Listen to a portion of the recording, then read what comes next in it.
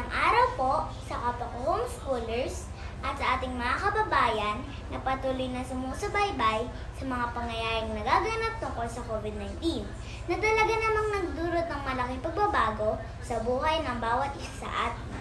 Magandang araw po sa inyong lahat. Bakit nga ba sa isang iglap lang ay nagdulot ang COVID-19 ng malaking pagbabago sa buhay ng bawat isa sa atin? At hindi lamang dito sa ating bansa, kundi maging sa buong mundo.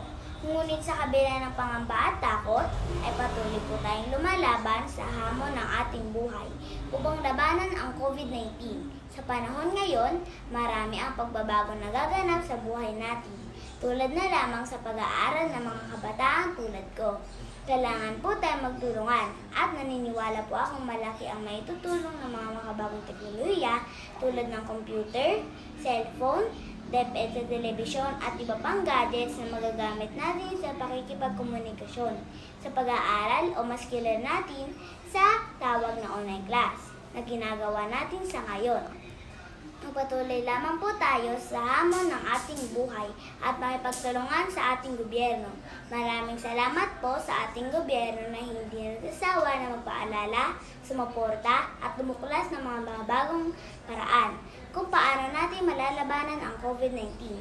Kaya makiisa at sumunod po tayo sa mga alintuntuning ipinatutupad ng ating gobyerno.